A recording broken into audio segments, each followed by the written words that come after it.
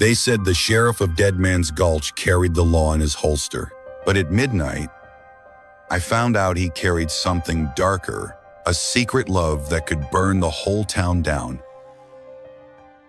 Deadman's Gulch always smelled of iron blood, nails, or shackles, depending on the day. Tonight it smelled like fear wrapped in smoke. The gallows loomed crooked at the edge of town, waiting like a patient vulture. And at the jailhouse, the lamp burned later than it should, throwing long, nervous shadows across the street. I'd known Sheriff Cole Mathers for 10 years, rode with him once, bled with him twice, and nearly killed him a third time when whiskey made us both stupid. We weren't friends anymore, not exactly. But in a place like the Gulch, memories are harder to bury than men. I pushed through the jailhouse door. The air was thick with tobacco and regret. Cole sat at his desk, hat tossed aside, badge glinting dull under the lamp. His Colt lay on the table, cylinder open. Bullets lined up like soldiers who'd been ordered to wait. "You're late," he said. His voice was gravel-soaked in whiskey. "I didn't know I was invited." "You weren't. But you came anyway. That's what I do best." He looked older than I remembered, though it hadn't been that long. Lines cut deeper into his face. His shoulders sagged like the law itself was too heavy. He poured 2 drinks from a bottle that had seen better days and pushed one across.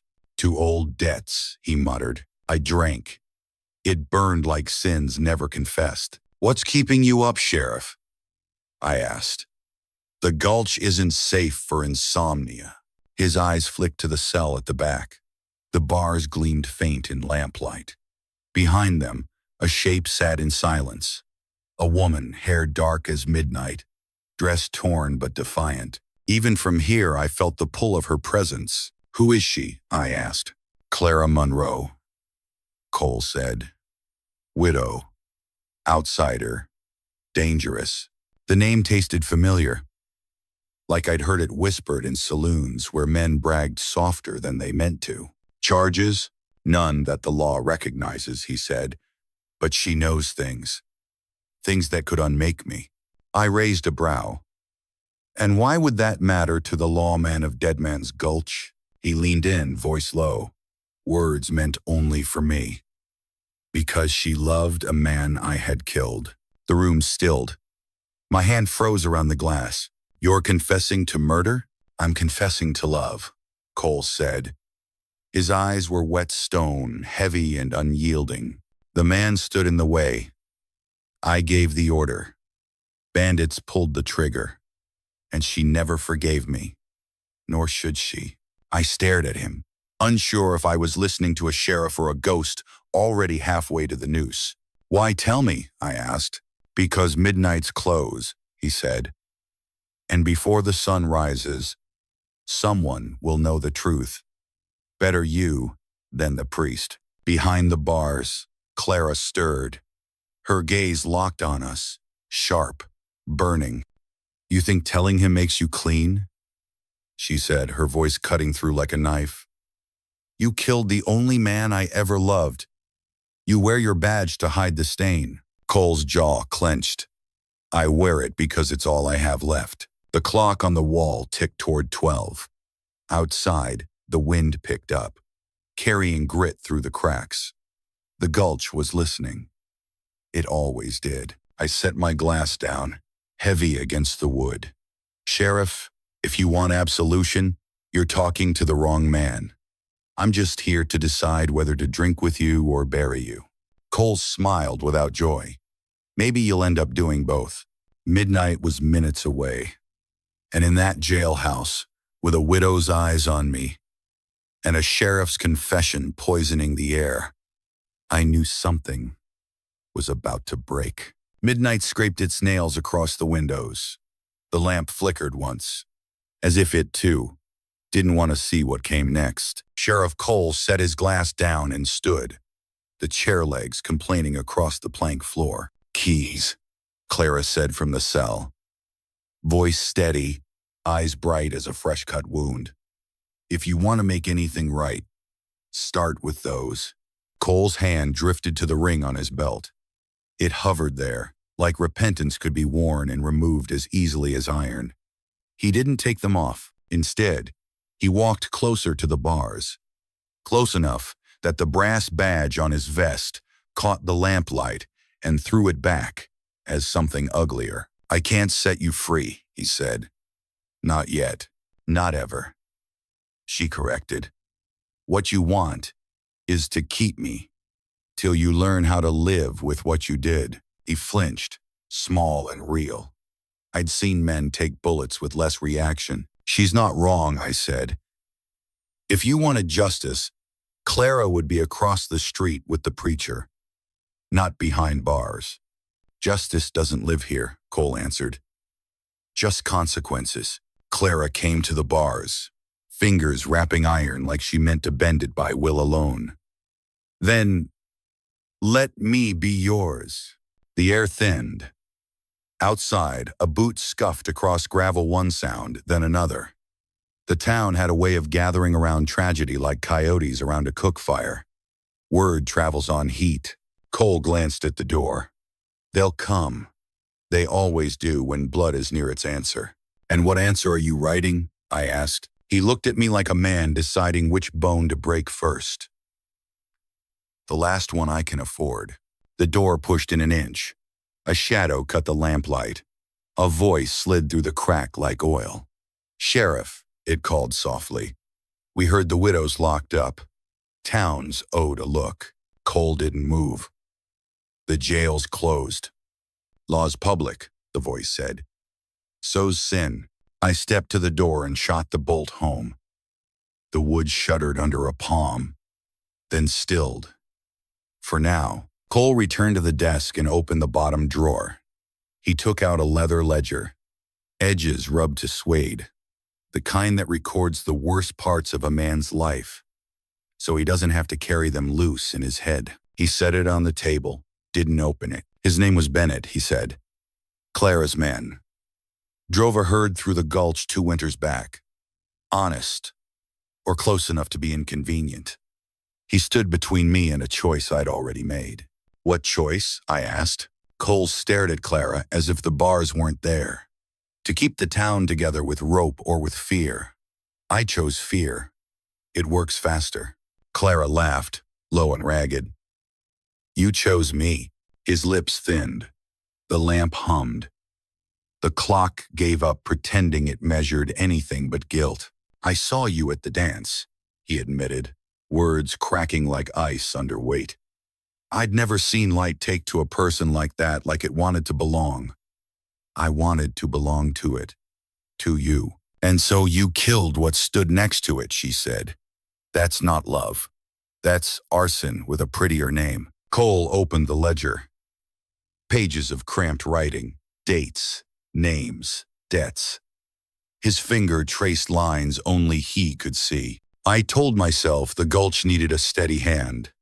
Bennett was a man who wouldn't bend. I ordered a stop, a warning. The boys I sent made it permanent. "You didn't stop them," I said. "I didn't go," he answered. And the shame in it was heavier than confession. It was easier to be a man who signs than a man who shoots. Cowardice masquerading as duty. The door rattled again. Louder this time. Voices gathered beyond it, men's, mostly, and the hard-edged laughter that sounds like breaking glass. Someone spat. Someone prayed too loud. The town was choosing a mood. Clara spoke to me without looking away from Cole. "You knew him once," she said. "Tell me if this is a man worth saving." I thought of the trail 10 years back, the dry river where Cole and I held against 6 men in our fear. Of the saloon night I almost put him in the ground over a woman who didn't remember my name. Of the badge he pinned to his vest with hands that wanted to be clean. "He's a man who keeps standing after he should have knelt," I said. "That means something. It doesn't mean enough." Cole slid the keys from his belt and set them on the desk. He didn't look at them. "If I let you out, the town will tear you apart before dawn." Clara's gaze didn't blink. "If you don't, I will tear you apart slower. He reached for the whiskey, thought better, reached for the ledger instead. There's a back room, he said. No one knows but me. The old marshal built it during the silver panic smuggling prisoners when mobs got righteous. A false wall behind the rifle rack. He stood, went to the rack, lifted 2 Winchesters, touched a knot in the timber, and a panel side open to reveal a dark mouth. Cold air breathed out, underground and unforgiving. Clara's hand tightened on the bars. You mean to hide me? I mean to keep you alive long enough to decide what truth looks like in daylight, he said. You want forgiveness, she said. You think saving me earns a receipt. I think saving you is the only thing left that makes my badge mean anything. The jailhouse door boomed under fists. A voice I knew from other bad nights, Barton the blacksmith shouted. Sheriff, the widow's a hex. She cursed Ralph's boy. Open up. Ralph's boy died of whiskey, not curses, Cole muttered. Men don't die of what they don't choose. Barton shot back. Open, or we open it. I moved to the door, shoulder braced. We'll need time, I said. You've got shells? In the safe, Cole said. He unlocked it, slid a box across, then set the keys back on the desk. His eyes cut to Clara. If I free you, you run. You don't come back for blood. You let me handle the town. She stared at him like a judge who'd already read the verdict. Let you handle the town is how I got here. The door groaned, wood fibers crying out. A hinge popped a fraction. The crowd roared at the sound like gamblers cheering a turn. Cole swore under his breath, crossed to the cell and jammed the key home. Metal talked to metal, old friends with too much history. The lock gave. The door swung. Clara didn't move. You think a miracle redeems a sin, she said. You're still the same man who ordered his death. I am, he said simply. But I'm also the man trying not to order yours. She stepped out. The room seemed to tilt around the choice. I handed her the smaller of the Winchesters. She took it without thanks. Gratitude was a currency no one could afford tonight. Cole nodded toward the secret door. Go. I'll hold them. Clara's eyes flicked to me. And you? I've got a talent for bad company, I said. I'll spend it here. Her jaw worked once. Some argument swallowed back. Then she turned for the panel, paused, and faced Cole again. Tell him, she said. Cole's brows drew in. Tell him what? The rest. Her voice was a blade dragged slow. Tell him Bennett wasn't the only man you killed with that order. Cole's mouth opened, closed. The noise outside swelled. Barton began to count 3, 2. Who else? I asked. Clara's eyes never left Cole's. Our child, she said. I lost it the night they brought Bennett home bleeding. Grief is a bullet, Sheriff. You just couldn't hear it. The whiskey in Cole's throat turned to glass. He staggered. One palm braced on the desk as if the truth were a wave breaking. For a heartbeat, I thought he'd fall. He didn't. He straightened. Something in him died that hadn't died with Bennett. Barton hit one. The door detonated inward, splinters turning into shrapnel. Men surged angry, frightened, eager to be told what justice felt like under their knuckles. I racked the Winchester and fired a warning over their heads. The blast carved silence into the roar. Smoke rolled. Back, I shouted. Anyone crosses that threshold meets iron. Barton hesitated, eyes hot. We just want her. You always just want something, I said. And it's always the wrong thing. Cole stepped forward, badge bright, voice ironed flat. Stand down, he ordered. By the authority of this office, a bottle arced through the gap, smashed against the wall, flame licking where lamp oil had dripped from a lazy wick. The crowd howled. Fire loves fools. Go, I told Clara. She slid through the panel, vanished into the dark. Cole slammed the false wall shut. From the outside, it was just timber and rifles again. "Sheriff!" Barton bellowed. "Last chance." Cole holstered his Colt and picked up the keys. He looked at me, and in his eyes I saw a man walking himself to the gallows he'd built for others. "If I don't walk out," he said, "they'll burn the jail. Let me bleed this anger thin." "You'll die," I said. "Maybe that's the confession they came for," he answered. He gripped my shoulder once, hard enough to bruise memory, then turned to the door and threw it wide. Men surged, then stalled, surprised to find the law standing unhidden and unafraid. Cole raised his hands, palms empty, badge shining like a coin slipped to fate. "Let's talk," he said. "And if we can't, then I'll be the first to pay." The firelight painted him holy and doomed.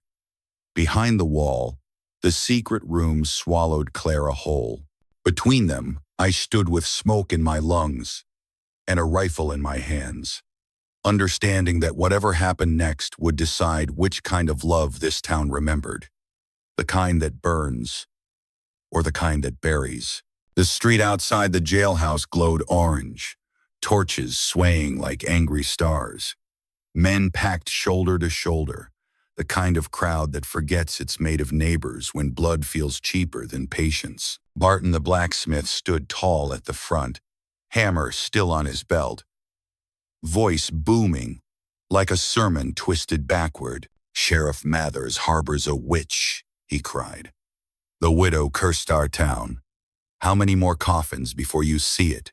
The crowd roared approval, half in fear, half in thirst for someone else's suffering. Cole stepped onto the porch, badge pinned bright, hands high. He looked small against the mob, but his voice carried steady. "You want a confession? Here it is. Clara Monroe isn't a witch. She's a widow. Her man was killed on my order, and the blood is mine, not hers." The words hit like thunder. Men shifted, muttered, eyes darting to one another as if truth were a disease they weren't sure they wanted to catch. Barton spat. "You think admitting murder makes you holy? It makes you guilty. Step down, Sheriff.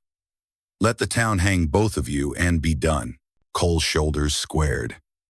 "I'll not run from what I did, but if there's hanging to be done, it stops with me." The mob hesitated. For all their rage, they hadn't expected him to hand them his throat. Behind me, inside the jailhouse, the false wall whispered open. Clara emerged, face pale but fierce, something clutched in her hands, a folded sheaf of papers pulled from the ledger Cole had tried to bury in dust. "They won't stop with you," she hissed to me. "Barton's been waiting for this. He's got his own debts hidden in these pages." She shoved the papers into my grip. Ink blurred in the lamplight lists of payments, kickbacks, names. Barton's name circled more than once. I swore under my breath. The blacksmith wasn't just an angry man. He was a man trying to erase evidence. Clara's eyes blazed. "He pushed this mob, because if Cole falls, so does his secret." Outside, Barton pressed forward, arms raised. "Seize him." The crowd surged a step. Cole didn't flinch. His Colt stayed holstered, his hands still high. "If Deadman's Gulch hangs a sheriff tonight, then it's not law you serve. It's chaos. Decide if that's the town you want your sons to inherit." The words carved hesitation into the crowd. Some lowered torches. Others looked at their boots. But Barton's fury boiled over. "He's lying. He's covering the widow's sin with his own filth. You saw your crops die, your wells dry, your sons cough blood," she brought it. The mob stirred again, fear twisting truth like a blade. I stepped onto the porch beside Cole. Rifle, visible, but not aimed. "You want someone to blame? Try Barton. He's been taking coin from Lyle's men, selling out the town piece by piece. I've seen the ledger. Murmurs spread. Barton's face hardened, but his eyes betrayed a flicker of panic. That's slander. Then why's your name here? I shouted, waving the pages. Why does every bad deal in this gulch run through your forge? The crowd faltered. Suspicion is a seed, it grows fast in soil. This bitter. Cole seized the moment. You want blood, take mine. But leave her. And look hard at who's really feeding this fire. The mob split, voices clashing, some demanding Barton answer, others still baying for Clara's neck. Barton saw the tide turn and reached for his hammer. Lies, he bellowed. Kill them both. Before the gulch rots from their poison. He charged the porch, eyes wild, hammer raised. My rifle barked once, shot into the ground at his feet. Dirt sprayed. The mob recoiled. Barton froze, fury curdling into fear. Next shot doesn't miss, I said cold. The silence that followed was sharp enough to cut. Cole lowered his hands, voice steady. Deadman's Gulch stands at a fork. Choose law, even if its keeper failed. Or choose blood, and become no better than the desert that swallows everything it touches. The crowd wavered, torches guttering in the night wind. Barton's breath rasped loud in the hush. Then someone at the back shouted, "Let him hang!" Another voice countered, "No, hear him out!" The mob fractured, argument sparking like dry grass. Cole turned to me, his face worn but resolute. This ends tonight, one way or another. Behind us, Clara whispered. Or it begins tonight. If you fall, the gulch belongs to men like Barton forever. Her hand brushed my arm. For a heartbeat, I felt the weight of two choices stand with Cole. A dying lawman chasing redemption, or with Clara, a widow who burned with the promise of survival at any cost. The clock in the jailhouse struck once, then again. Midnight had arrived, and Deadman's Gulch was deciding what kind of town it wanted to be. The crowd boiled but hadn't broken. Torches wavered, fear wrestling with fury. Barton stood trembling, hammer still in hand, his face caught between rage and exposure. Cole drew a breath that sounded final. I killed Bennett Monroe, he said, voice carrying like a bell toll. But Barton has been killing this town every day since. You choose who deserves the rope. The mob murmured, torn. Truth is harder to swallow than lies, but it lingers longer, Barton snapped. With a roar, he swung his hammer at Cole. The sheriff didn't move. Maybe he was too tired. Maybe he thought he deserved the blow. Either way, I moved first. My rifle butt cracked against Barton's arm. The hammer clanged to the dirt. Men surged forward, seizing Barton, some shouting for a cell, others for a tree. Barton screamed betrayal, but fear had gutted his voice. The mob no longer followed him. Cole sagged against the porch rail, relief mixing with ruin. You've bought me time, he whispered. Clara stepped out, eyes sharp as broken glass. No, Cole agreed, but it's enough to put the town back in its own hands. He raised his voice to the crowd.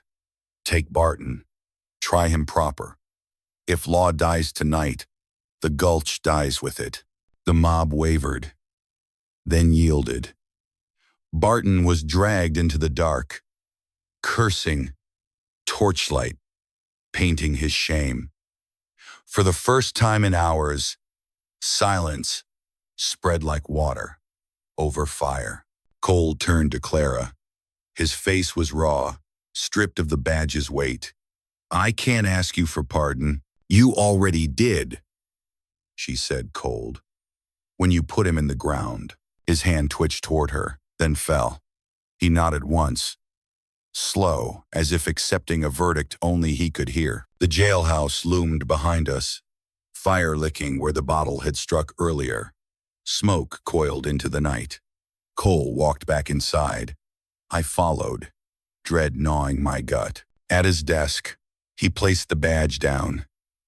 It gleamed dull, final. Then he opened the safe, pulled a single bullet, and rolled it between his fingers. "Tell the town I served them," he said. "Tell them the law can be heavier than a man." My chest tightened. "Cole, don't." He met my eyes. The friend I'd once known flickered there for a heartbeat. Then he smiled, tired and broken. Every confession writes its own ending. The Colt rose. The shot cracked louder than any mob.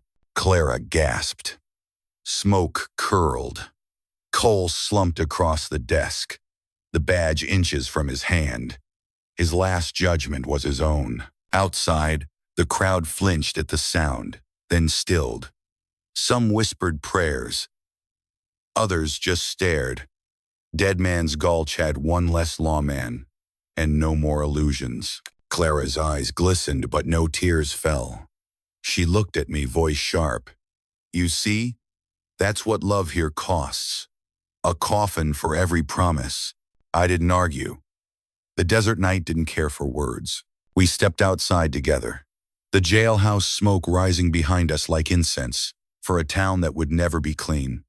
Clara walked ahead, her silhouette dark against the firelight, untouchable, unstoppable. And me?